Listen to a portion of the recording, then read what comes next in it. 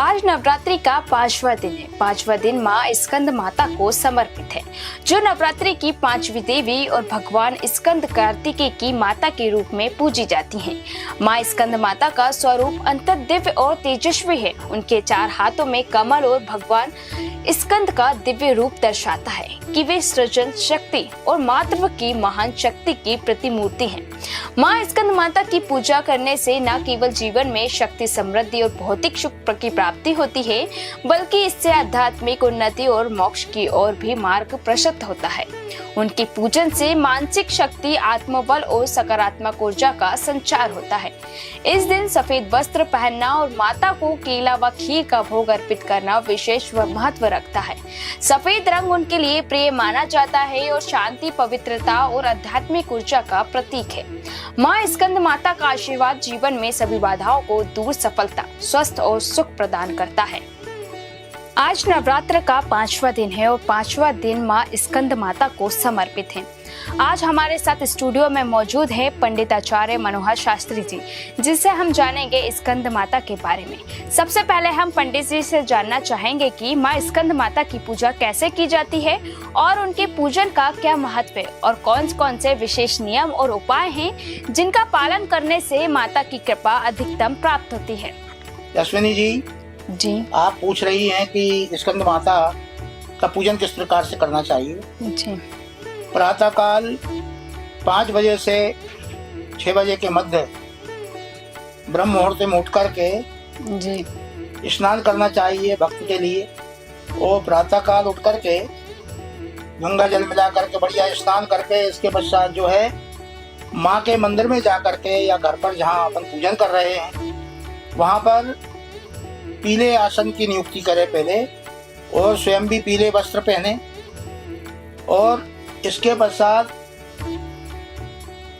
रोली, अक्षत, कुमकुम, हल्दी इत्यादि सब चीज एकाग्र करके पीतल की थाली में जी। और उससे उच्च कोटि की यदि व्यवस्था बनाना है तो अश्विनी जी बताया है कि जो ताम्र का पात्र होता है, जो लोटा तांबे का होता है या कोई पात्र हो, थाली हो, तो इसका इतना बड़ा महत्व बताया है कि तांबे के पात्र में पुष्प में रोली, चावल इत्यादि लगा करके, गंध पुष्प लगा करके, गंधा अक्षत पुष्पाणी करके माँ के चरणों में भक्त यदि बगैर मंत्र के भी यदि समर्पण कर देता है तो समस्त सिद्धियों उसको प्राप्त हो जाती हैं और माँ की कृपा से उसकी कामनाएं सिद्ध हो जाती हैं।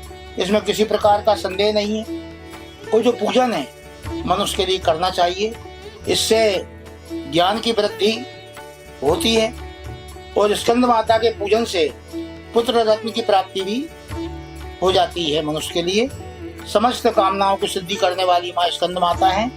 के हाथों में कौन से शस्त्र होते हैं, उनका वाहन और पुत्र का प्रतीक क्या दर्शाता है। अश्विनी जी, उनके हाथ जो हैं जी, एक हाथ में उनके जो पुत्र हैं स्वयं जो है विराजमान है स्कंद जी, और एक हाथ में जो है कमल का पुष्प है जी। कमल का पुष्प जो है इसलिए उन्होंने ले रखा है, एक तो कमल का पुष्प एवं कनेर का पुष्प उनको बहुत प्रिय है जी। कि कमल का पुष्प कीचड़ में रहते हुए भी ऊपर रहता है। जी जी।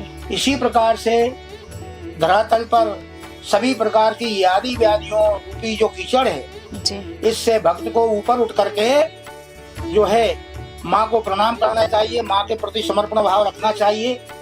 और कहा है, और जो पुत्र को गोद में रख रखा है जी, बैठा रखा है, वो ये दर्शाता है कि आप भी जो है आप दूसरे नहीं हैं, आप भी माँ के ही पुत्र हैं। आप भी बाल रूप अपना बना करके अपने आप को बालक समझ करके माँ का और उनके चरणों को पकड़ करके उनकी गोद भी जो है प्राप्त कर सकते हैं जी। स्कंद माता की पूजा करने से जीवन में पंडित जी कौन से लाभ प्राप्त होते हैं और नवरात्रि में 5वें दिन माँ स्कंद की और क्यों विशेष महत्व रखता है। स्कंद माता का जो पूजन है ये पूजन बहुत बड़ा महत्व रखता है जी। मनुष्य जब जन्म लेता है, बड़ा होता है, विवाह संबंध इत्यादि जब होते हैं तो उसके अंदर एक कामना होती है कि हे भगवान मेरे लिए, हे भगवती, हे जगदम्बा मेरे लिए चाहे एक पुत्र देना लेकिन आज्ञाकारी पुत्र हो और जो आने वाले समय में सभी देवी देवताओं को, हमारे कुल के देवी देवताओं को मानता रहे और हमारे वंश की आगे वृद्धि होती रहे। तो पुत्र की कामना के लिए जो है इनका पूजन किया जाता है। और आप पूछ रही हैं कि ये स्कंद माता का नाम स्कंद माता क्यों पड़ा? पंडित जी, पूजा में किन किन फल, फूल और भोग का उपयोग किया जाता है और उनका क्या महत्व है? माता जी के लिए विशेष जो है पुष्प जो है कनेर का पुष्प, पीला वस्त्र जो है, पीला पुष्प उनको बहुत पसंद है, बहुत प्रिय है। और केसर से बनी हुई खीर माँ को अर्पण करें और केले का जो फल है, केले का भोग लगाएं तो माँ जो है अति प्रसन्न हो जाती है उससे। पंडित जी, स्कंद माता की पौराणिक कथा क्या है? ये अश्विनी जी आपने बहुत अच्छा प्रश्न किया है। स्कंद माता की कथाएं तो कल्प कल्प की कथाएं हैं, माताओं की अलग अलग कथाएं हैं, लेकिन थोड़ा सा जो मैंने पढ़ा है उसको आप सुनिए। देवी भागवत के अंदर लिखा हुआ है कि माँ जगदम्बे जो स्कंद माता है, इनका नाम स्कंद माता क्यों पड़ा और क्यों इनको स्कंद की माँ बनना पड़ा, जी। उसका कारण है। उसका कारण यह है कि भगवान नारायण लक्ष्मी के सहित एक बार क्षीर सागर में विराजमान थे, तो उन्हीं के द्वारा एक राक्षस की उत्पत्ति हो जाती है जी। उस राक्षस का नाम तारकासुर था जी।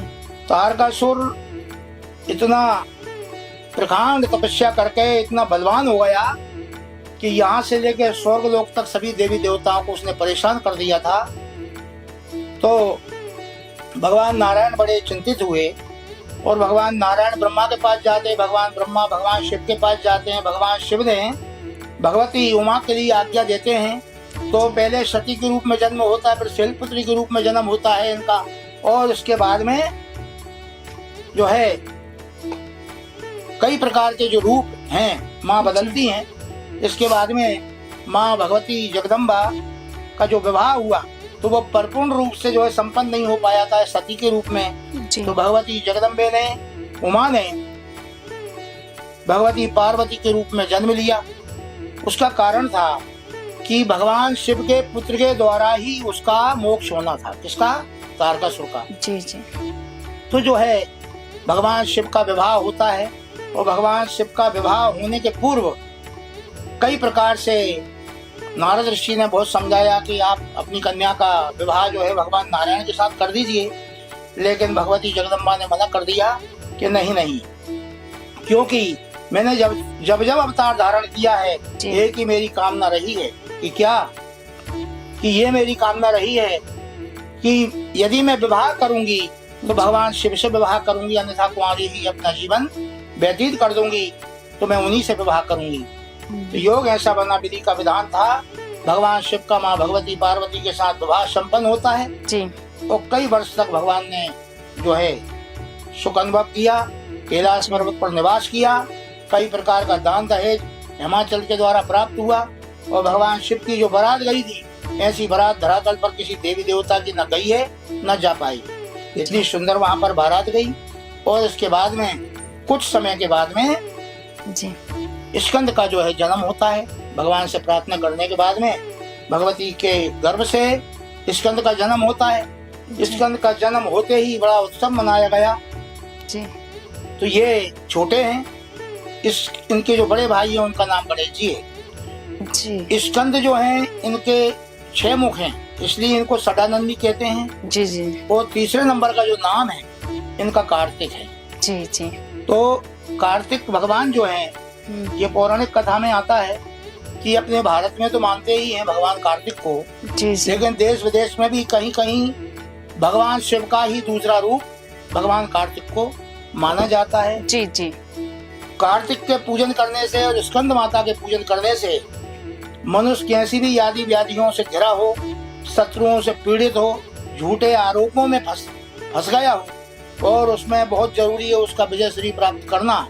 भगवान कार्तिक की पूजन करने से, स्कंद माता की पूजन करने से मनुष्य को निश्चित ही सफलता एवं विजय श्री की प्राप्ति होती है। तो आज हमने जाना नवरात्रि के 5वीं देवी माँ स्कंद के बारे में और पंडित आचार्य मनोहर शास्त्री जी ने हमें बताया स्कंद माता के बारे में। बहुत बहुत धन्यवाद पंडित जी आपका हमारे स्टूडियो में आने के लिए। माँ स्कंद माता हमें ये सिखाती है कि माता का आशीर्वाद जीवन में शक्ति, संतुलन और समृद्धि लाता है। उनके पूजन से न केवल भौतिक लाभ होते हैं बल्कि मानसिक और आध्यात्मिक उन्नति भी प्राप्त होती है। सफेद वस्त्र धारण कर और केले व खीर का भोग अर्पित कर की गई पूजा हमें उनके दिव्य आशीर्वाद से जोड़ती है। उनके आशीर्वाद से जीवन में भय और अशांति दूर होती है और भक्तों में आत्मबल, सकारात्मक ऊर्जा और संयम का विकास होता है। आइए इस नवरात्रि के 5वें दिन हम माँ स्कंद माता की विधि पूर्वक आराधना करें और उनके आशीर्वाद से अपने जीवन को शक्ति, समृद्धि और मोक्ष से भरें। जय माता स्कंद माता।